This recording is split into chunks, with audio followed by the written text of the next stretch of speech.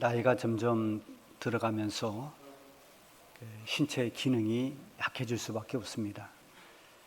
특히 이게 활동량이 많은 팔이나 다리 이런 데 힘이 빠지면은 쉽게 넘어지기도 하고 부상을 입기도 합니다. 그래서 필요한 운동이 근력을 강화시키는 그런 운동이죠. 우리 신체의 40% 이상이 근육으로 되어 있다고 합니다. 그 근육의 힘이 빠지면은, 흔히 말하는 근력이 빠지면은 쉽게 다칠 수 있습니다. 반면에 근육이 강하면, 근력이 있으면 일상생활을 하는데 또 어떤 활동을 하는데 큰 도움을 받을 수가 있죠. 문제는 이 근육을 키우는 일이 결코 쉽지 않다고 하는 것입니다. 그래서 이게 꼭 필요한 줄 알면서도 힘드니까 잘 안 합니다. 저도 예전에는 팔굽혀펴기를 하면 20번, 30번도 그냥 했는데 안 하다가 한번 해보려고 하니까 5번도 달달 떨려서 못 하겠습니다. 안 하니까 안 돼요. 근데 이제 그걸 극복하고 힘든 걸 극복하고 계속 해야 자꾸만 늘고 근육이 붙는데 그 힘드니까 자꾸 안 합니다. 그래 악순환이 됩니다. 근력 운동이 편하고 쉬우면 누가 안 하겠습니까? 다 합니다. 근데 힘들어도 꾸준히 이 근력 운동을 하면은 몸에 부상을 입거나 상처를 막을 수 있는 그런 여러 가지 유익이 있습니다. 우리 몸에 근육이 있는 것처럼 우리 마음에도 보이지 않는 어떤 근육이 있습니다. 이 근육이, 마음의 근육이 힘이 없으면은 이게 약하면 쉽게 상처를 받습니다. 별것 아닌 것에 심적인 타격을 입고 삶의 부작용을 많이 일으키게 됩니다. 우리 성도들이 마음의 근력 또는 어떤 영적인 근력을 키우는 데 있어서 정말 중요한 것은 뭐냐면 하나님의 말씀, 그리고 하나님을 신뢰하고 의지하는 믿음에서 우리의 마음과 우리의 영혼의 근력이 강하게 키워질 수 있습니다. 하나님께서 여호수아에게 강하고 담대하라 이렇게 말씀하시면서 주신 말씀이 내가 너와 함께 하겠다라는 말씀을 주셨어요. 그러니까 여호수아가 하나님께서 언제나 나와 함께 하신다는 이 믿음을 붙잡고 있을 때 그 마음이 평안해질 수 있고 그가 영적으로 강해질 수가 있었던 것입니다. 그리고 다윗은 시편에서 그렇게 말하죠. 여호와를 바라는 너희들아 강하고 담대하라. 하나님을 바라보는 모든 성도들아 너희는 강하고 담대하라. 그리고 예수님은 사랑하는 제자들에게 너희는 마음에 근심하지 말라. 하나님을 믿으니 또 나를 믿으라. 이렇게 말씀하십니다.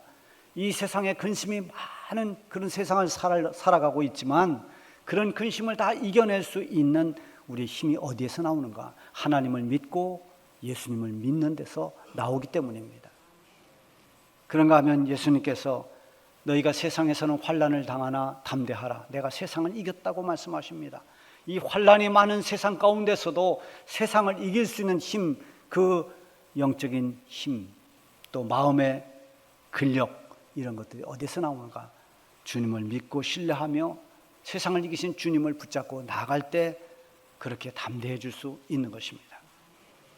이렇듯 성도들의 마음이 약해지지 않고 강하고 담대하면 어떤 영적인 공격이 와도 또 어떤 외부로부터의 어떤 여러 가지 우리에게 피해를 줄 수 있는 그런 상황이 생겨도 잘 이겨냅니다. 그런데 그런 영적인 힘의 근원이 어디에서 나오는가? 하나님을 믿는 믿음에서 나온다고 하는 것입니다. 믿음이 약해지면 누구의 권고나 권면도 받아들이기가 어렵습니다. 쉽게 오해를 하고 상처를 쉽게 받고 또 아무것도 아닌 일에 쉽게 시험에 들기도 합니다. 마음의 근육 또는 어떤 영적인 근력 이것이 약하기 때문에 상처가 오래가고 또 우리에게 다가오는 그런 시험들을 쉽게 이겨내지 못하는 것입니다. 자, 과거에 비해서 요즘 사람들은 굉장히 예민해졌습니다. 그래서 작은 것에서도 작은 일로도 쉽게 상처를 받습니다. 그리고 자기에게 어떤 조금이라도 손해가 된다든지 해가 되면 그걸 견뎌내지를 못합니다. 과거의 교회에서 권면은 물론이고 교회 권징이 가능했습니다. 그래서 교회 여러 가지 가운데 하나가 권징이 있었습니다. 그러나 지금의 교회의 이 권징은 거의 사라지고 있습니다. 아니, 사라진다는 것보다는 이 권징 자체가 통하지를 않습니다. 권징을 하면 그것을 알겠습니다. 제가 이번에 이런 잘못을 했으니 겸허히 기도하면서 회개하면서 자기를 돌아보겠습니다. 자, 이렇게 할 수 있는 마음의 여유가 없다라고 하는 것입니다.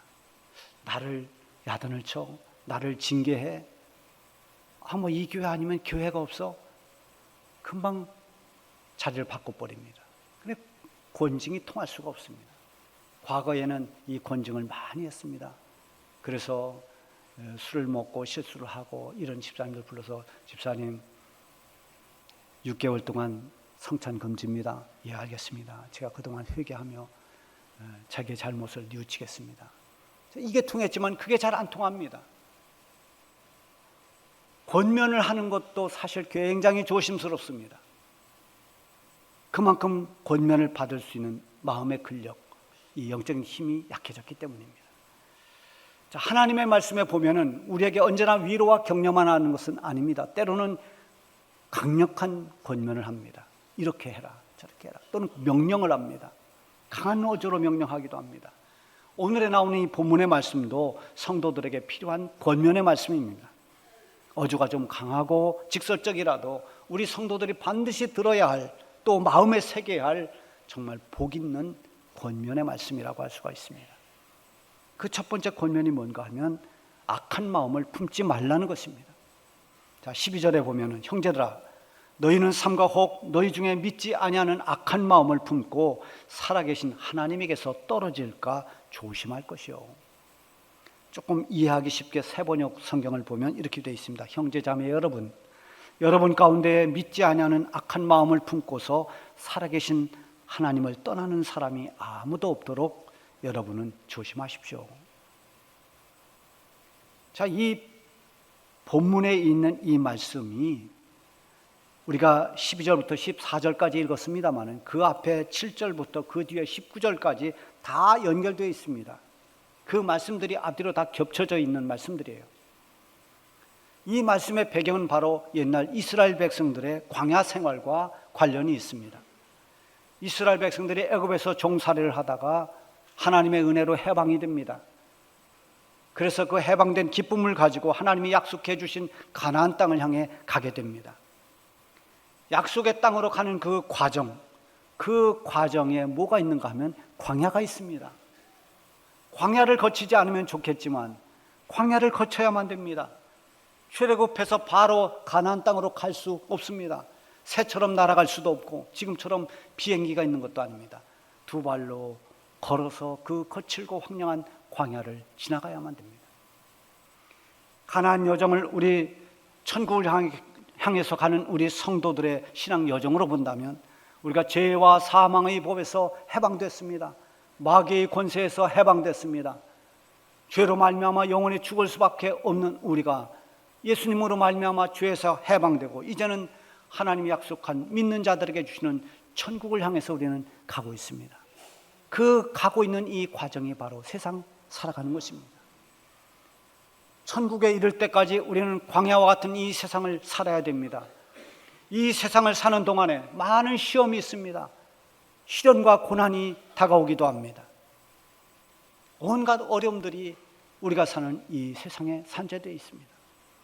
그래서 세상을 광야에 비유하기도 하고 또는 풍랑이 일어나는 항해길에 비유하기도 합니다. 그런가 하면 장애물이 있는 그 장애물을 넘어야 하는 허들 경기에 비유하기도 합니다.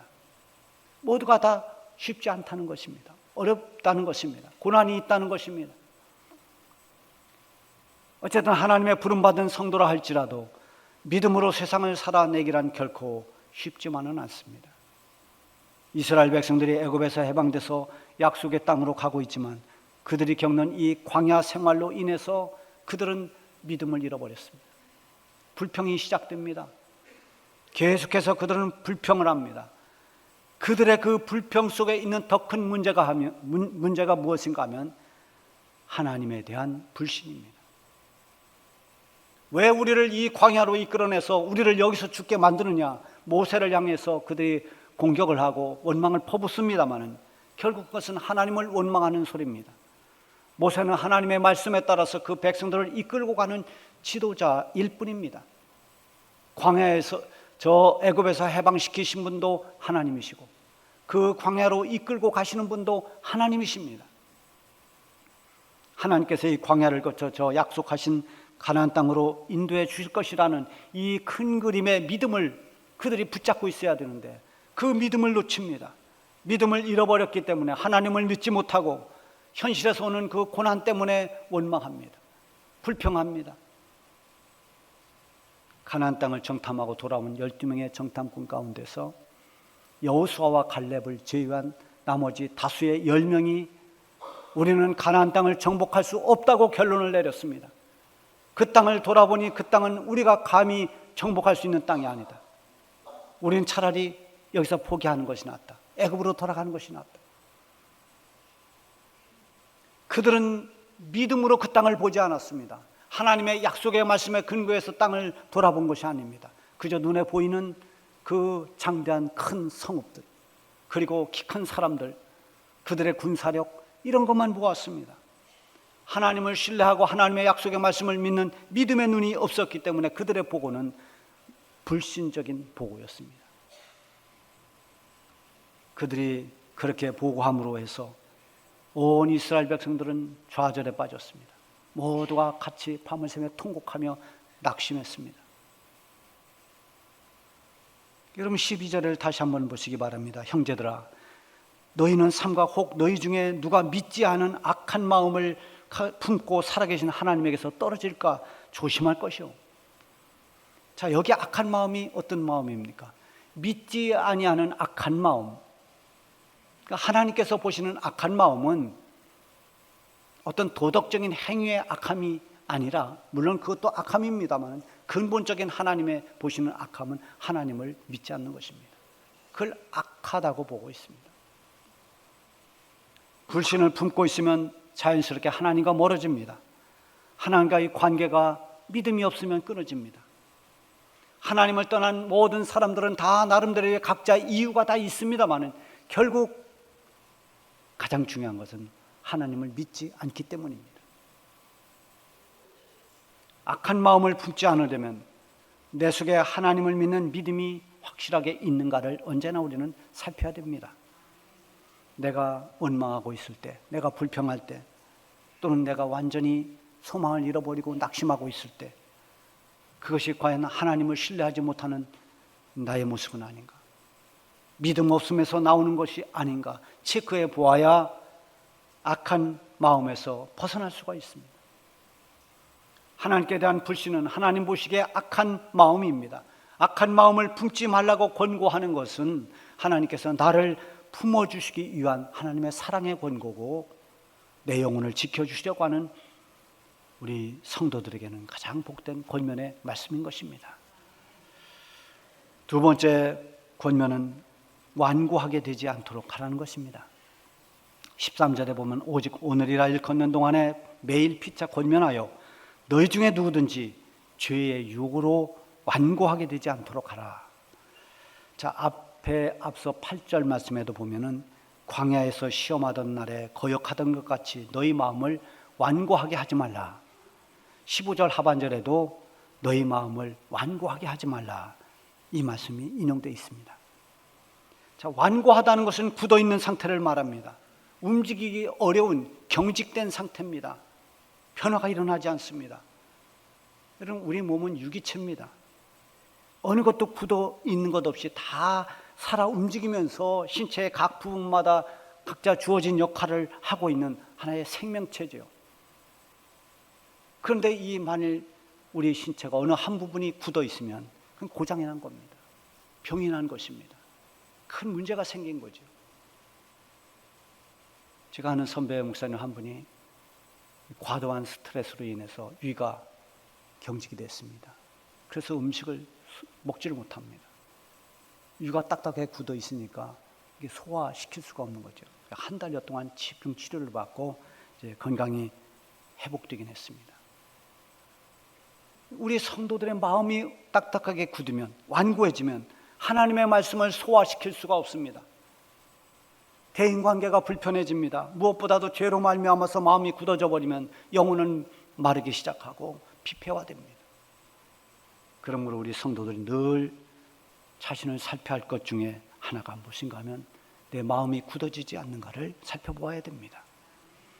광야를 지나던 이스라엘 백성들의 마음이 완고해졌습니다.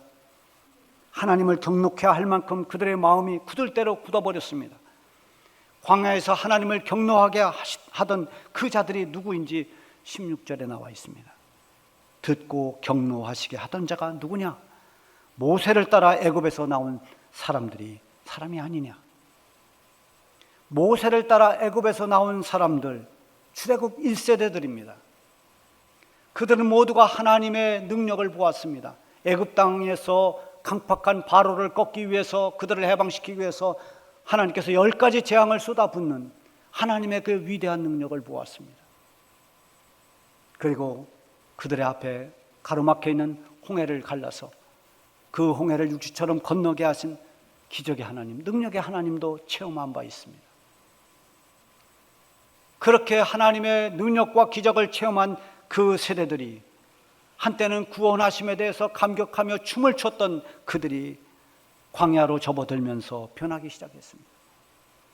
불평과 원망은 더 커지고 그들의 마음은 점점 굳어져 갔습니다. 마음이 완고해져 버린 것입니다. 그러므로 우리 성도들이 이렇게 완고하게 되지 않도록 피차간에 권면하라, 그렇게 말씀합니다. 서두에 말씀드린 것처럼 권면을 받아들이지 못하는 사람에게는 권면은 서운함이 됩니다. 상처가 될 수 있습니다. 그러나 정말 권면을 들을 수 있는 우리의 마음의 근력을 키우면 권면은 좋은 보약처럼 유익이 될 수 있는 것입니다. 피차 권면하라. 그러면 권면하는 사람은 어떻게 해야 되는가? 미운 감정이나 질투심으로 권면을 하면 안 됩니다. 그러면 권면이 될 수가 없습니다. 진정으로 상대방을 사랑할 때, 그를 정말 격려하고 도와주려는 마음이 있을 때 권면해야 됩니다. 권면이 하나의 어떤 지적질이나 아니면 비판이 되지 않도록 상대방을 위해서 먼저 기도하고, 그리고 겸손과 온유로 권면해야 됩니다. 피차 권면이 통할 때 변화가 일어납니다. 경직되고 완고했던 것이 풀어집니다. 완고하게 된 것을 막을 수가 있습니다. 무엇보다도 성경을 통해서 우리에게 권면의 말씀을 주시는 그 말씀에 순종하면 우리의 신앙은 결코 완고해질 수 없습니다. 굳어지지 않습니다. 살아 움직이는 생명력 있는 그런 신앙생활이 될 수가 있는 것입니다. 그리고 세 번째는 믿음을 끝까지 붙잡고 가라는 권면입니다. 14절에 보면 우리가 시작할 때 확신한 것을 끝까지 견고히 잡고 있으면 그리스도와 함께 참여한 자가 되리라. 여기서 시작할 때라는 것은 우리가 예수님을 처음 확실하게 믿었을 때를 말합니다. 우리가 예수 그리스도를 나의 구주라고 그렇게 믿고 감격하면서 주님을 사랑했던 그 처음 믿었던 그 순간, 그 감격의 순간, 감동의 순간, 그 처음 시작할 때가 바로 그때입니다. 이것을 우리는 주님을 만나고 처음 주님과의 가졌던 첫사랑이라고도 표현합니다. 자신이 주인이라는 사실을 깨닫고 내 죄를 대속해 주신 예수님의 은혜를 감사하며 감격했던, 그러면서 가졌던 그 순수한 믿음, 그 믿음이 변질되지 않도록 그 첫사랑의 믿음을 끝까지 붙잡고 가라고 권면합니다. 우리 성도들이 가장 경계해야 할, 정말 조심해야 하는 것은 믿음을 잃어버리는 것입니다. 여러분, 우리가 돈을 잃어버릴 수 있습니다. 명예도 잃을 수 있고 혹 건강도 잃을 수 있습니다. 그러나 정말 우리가 잃지 말아야 하는 것은 우리가 가진 보배로운 믿음입니다. 처음에는 감격하며 믿는 것 같은데 어느새 믿음을 다 잃어버리고, 그리고 흔들리면서 하나님 말씀을 따라 살지 않게 됩니다. 하나님을 믿고 의지하지 않게 됩니다. 결국은 이렇게 믿음이 약해지고 믿음이 점점 사라지면 불신자로 전락하게 됩니다. 그러면 하나님과의 관계가 멀어지고 하나님에게서 떨어져 나가는 자가 됩니다. 믿는 자에게 약속된 천국에 들어가지 못합니다. 18절 19절에 보면 하나님의 안식에 들어가지 못하는 자들을 다 믿지 않고 순종하지 않는 자들이라고 했습니다. 여기서 말하는 하나님의 안식은 하나님이 이스라엘 백성들에게 약속한 가나안 땅에 들어가는 것입니다. 광야라고 하는 것은 지나가는 길일 뿐입니다. 애굽에서 나올 때 하나님을 찬양하고 하나님의 그 능력과 기적을 보면서 감격했던 그 사람들이 광야를 거치는 동안에 하나님을 의지하지 않았습니다. 하나님 말씀에 순종하지 않고 하나님의 약속을 불신했습니다. 믿음을 잃어버렸습니다. 출애굽할 때 가졌던 하나님을 향한 감격과 믿음을 잃어버린 채 그들은 가나안 땅에 들어가지 못하고 다 광야에서 죽고 말았습니다. 얼마나 안타까운 일입니까? 14절에서 강조된 것은 끝까지 견고하게 잡고 있으라고 하는 것입니다. 우리 성도들의 끝까지가 언제입니까? 이 세상 끝나는 날까지입니다. 하나님께서 나에게 허락한 이 광야 같은 세상길에서 내 인생을 마치는 그때까지입니다. 그때까지 믿음을 견고히 붙잡고 가야 됩니다. 저 지난주에 제가 누가복음 7장의 말씀으로 믿음은 경주와 같다고 했습니다. 하나님 앞에 갈 때까지 실족하지 말고 끝까지 믿음의 경주를 하자고 설교했습니다. 끝까지 완주하려면 많은 시험과 고난을 이겨내고 수많은 장애물들을 극복해내야 됩니다. 그러기 위해서 끝까지 붙잡고 있어야 하는 것이 믿음입니다. 믿음이 고난을 이겨내고 믿음이 장애물을 뛰어넘게 합니다. 믿음이 모든 것을 극복해내고 완주할 수 있게 하는 힘이 있습니다. 예수 그리스도에 대한 흔들리지 않는 믿음, 그 믿음을 우리는 끝까지 붙잡고 나가야 됩니다.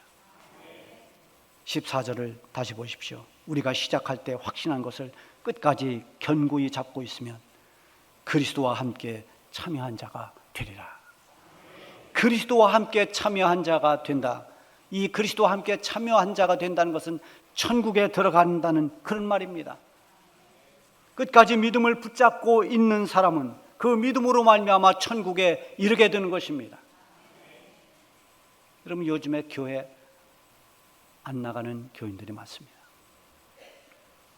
가나안 교인이라고 하죠. 가나안은 상징적으로 천국을 말하지만 그런 의미로 붙인 게 아니라 가나안을 거꾸로 하면 안 나갑니다. 그래서 붙인 말입니다. 안 나가는 교회, 교인들. 여러분, 교회를 안 나가고 내 스스로 내가 내 믿음 지킨다. 과연 그게 가능할까요? 생각처럼 그렇게 자기의 의지를 가지고 믿음을 지켜낼 수 있을까요? 하나님께서 교회 공동체를 통해서 하나님을 예배하고 또 주를 위해 봉사하고 성도 간의 교제를 하면서 이루어지는 이 수많은 성령의 역사들, 이것이 나 혼자의 홀로의 믿음으로 과연 유지될 수 있을까요? 교회를 안 나가면서 믿음이 점점 좋아졌다고 한 사람을 본 사람이 혹시 있습니까? 어떤 이유든 우리는 믿음을 잃어서는 안 됩니다. 믿음이 성도를 성도답게 만드는 것입니다. 오늘 본문에서 권면하고 있는 악한 마음을 품지 않는 것도, 완고하게 되지 않는 것도, 그리고 그리스도와 함께 천국에 이르는 것도 믿음을 잃으면 할 수 없는 것들입니다. 끝까지 우리에게 주신 이 귀하고 보배로운 믿음을 붙잡고 천국까지 이르기를 바랍니다. 기도하겠습니다.